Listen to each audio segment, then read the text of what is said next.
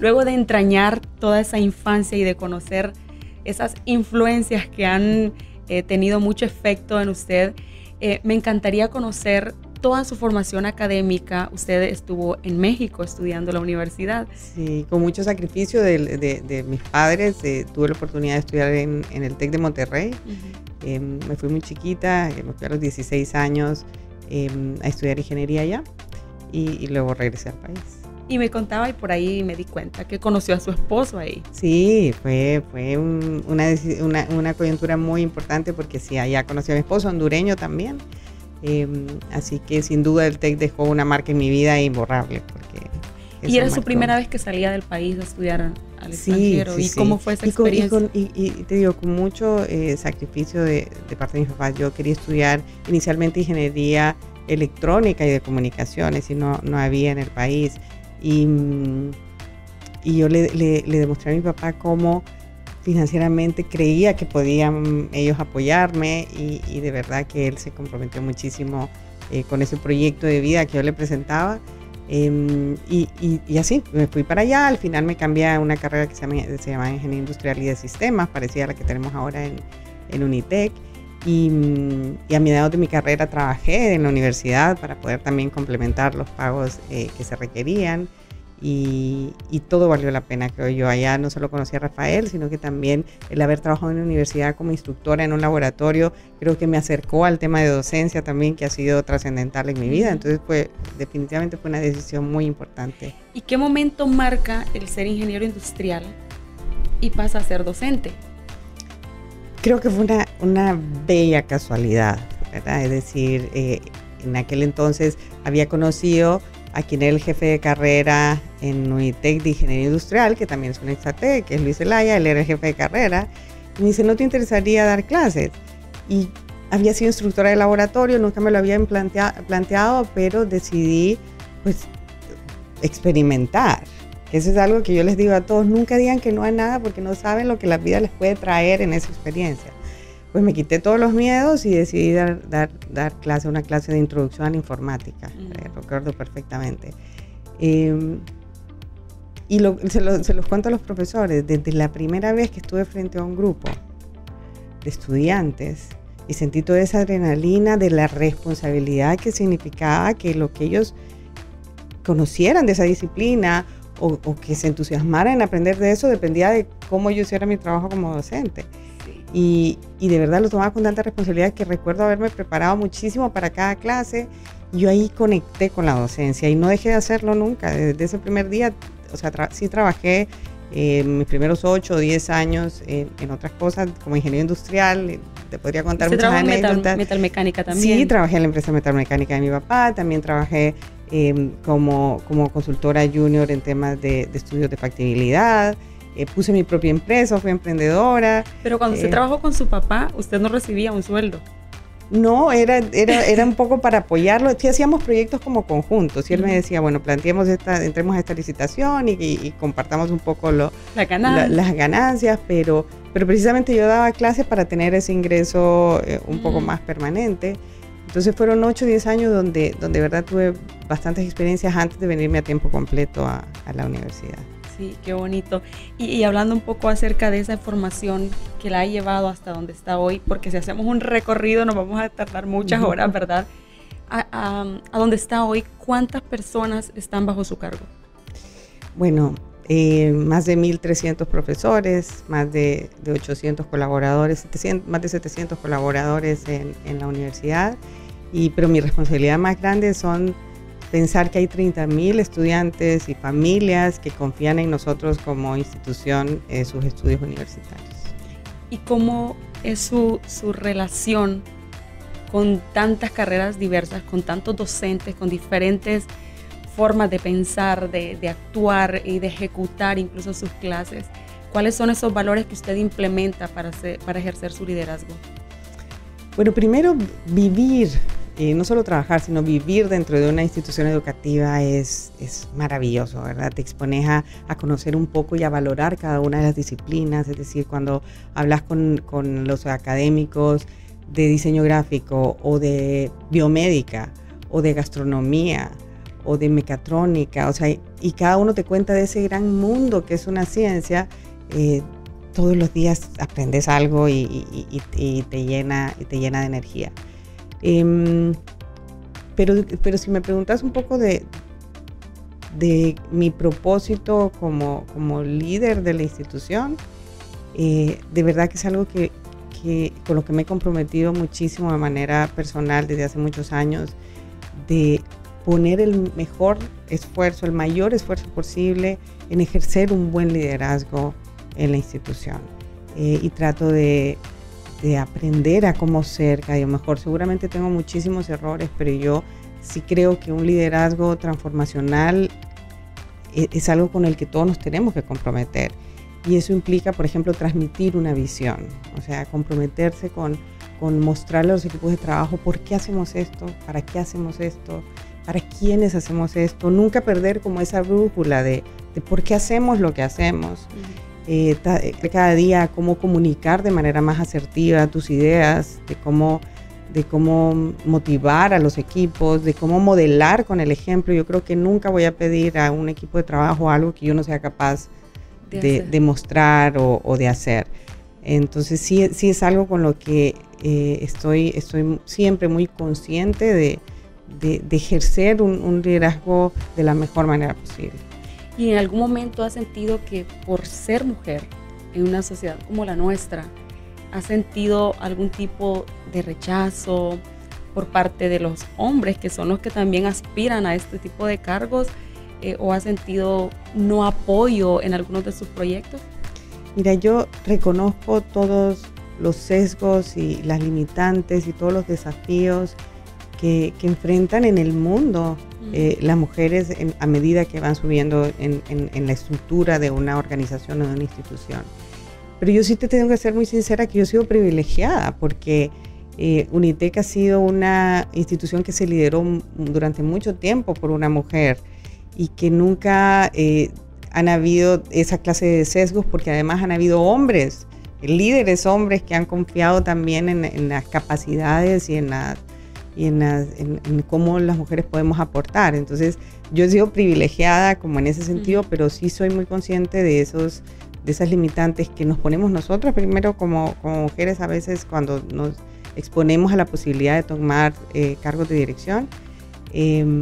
Pero personalmente, de verdad que he sido muy, muy bendecida. Y usted es la segunda mujer en ejercer este puesto y siempre, en varias ocasiones, ha hablado sobre el liderazgo transformacional. Esa palabra transformacional, ¿podemos ahondarla un poco? Sí, primero, como te decía, un liderazgo transformacional es un liderazgo que es consciente del impacto que puede tener en sus equipos de trabajo. En que en tus equipos de trabajo tenés profesionales que tienen un potencial que depende cómo ejerzas ese liderazgo, esas personas van a alcanzar ese potencial o van a tener un ambiente donde puedan crecer. Y creo que además las mujeres tenemos que ser conscientes que por nuestras propias características debemos también aprovechar, por ejemplo, características como la empatía. Dicen que el liderazgo femenino se caracteriza precisamente por temas como empatía para ejercer un liderazgo positivo. Entonces, ¿qué características tiene eso? Es, por ejemplo, una conciencia de que tenés individuos y que tiene que haber un trato individualizado entre sus equipos de trabajo. También motivar a través de inspirar un sentido de propósito, este big why, por qué estamos haciendo lo que hacemos. Entonces, transformacional significa que transformamos no solo las instituciones y las organizaciones que se lideran, sino la transformación de las personas que forman parte de ellas. Y bueno, tratar a las personas como individuos, eso me encanta, eso me encanta.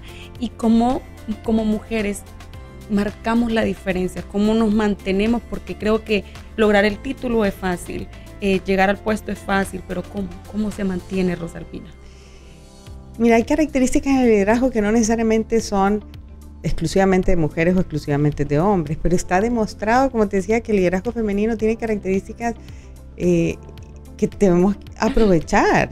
Por ejemplo, el hecho de poder poner sobre la mesa de un equipo de trabajo una visión más amplia de las cosas. Es decir, nosotros somos capaces de ver muchos aspectos de una misma situación.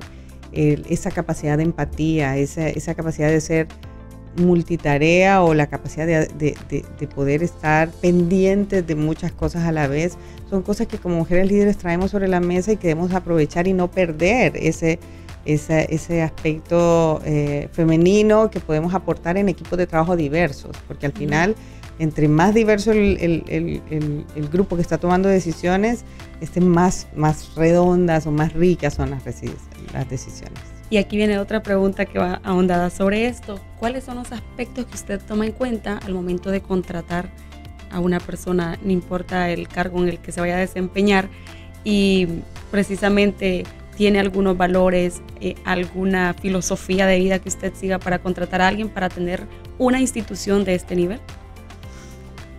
Muy importante, fíjate esa pregunta, porque creo que a veces valoramos en profesionales solo su hoja de vida a nivel de formación y experiencia, pero para mí hay cosas todavía más importantes.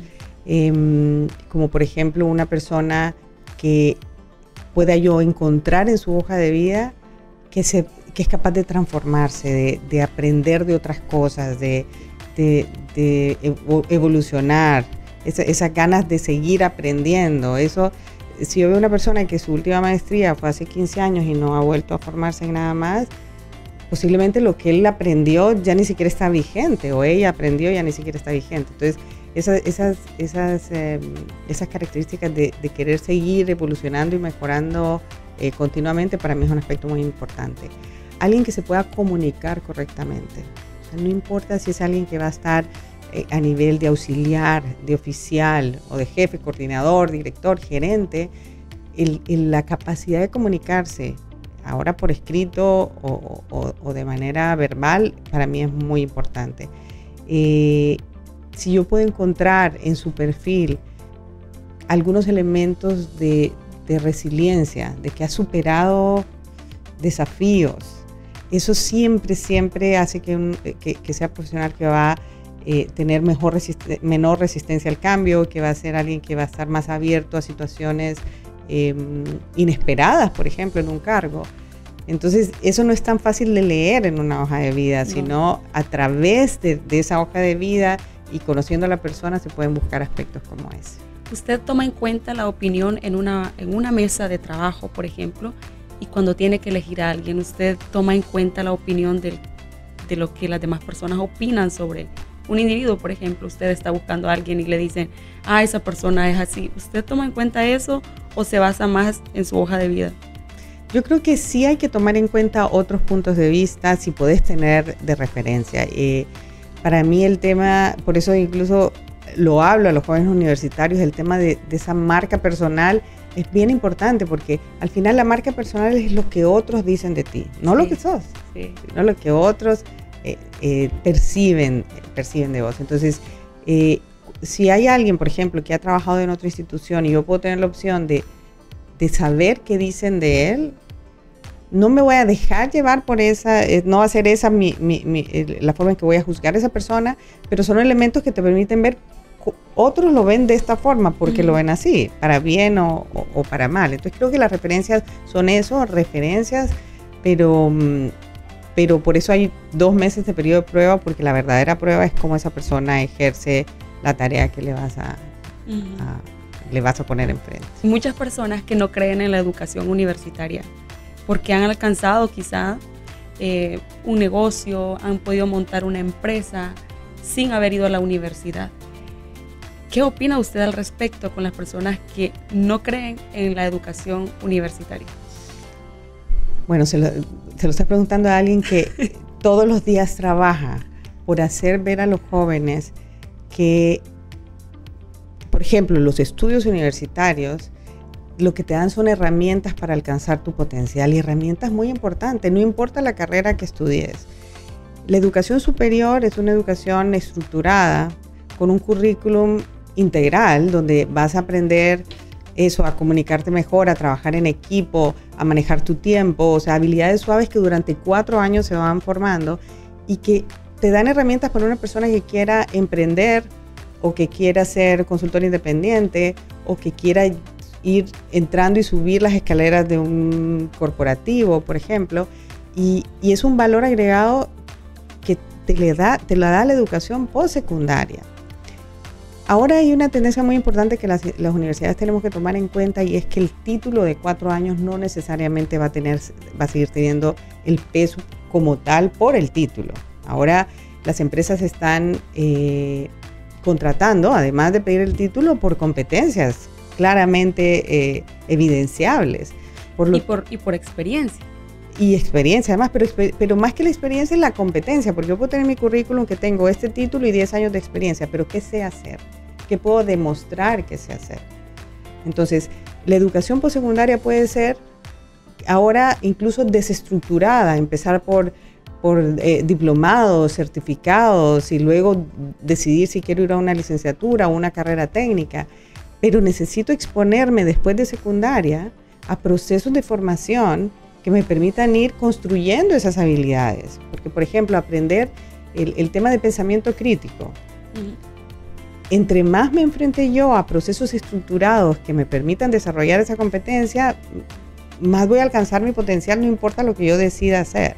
Entonces, sin duda, yo estoy convencida de que la educación postsecundaria, la educación universitaria es lo que habilita a las personas a alcanzar su potencial en esa primera etapa de desarrollo profesional. ¿Y qué opina de las empresas que le piden experiencia a los jóvenes después de salir de la universidad, cuando tal vez sus padres les dijeron, quiero que te dediques solo a estudiar para que culmines rápido la carrera, porque ha pasado mucho?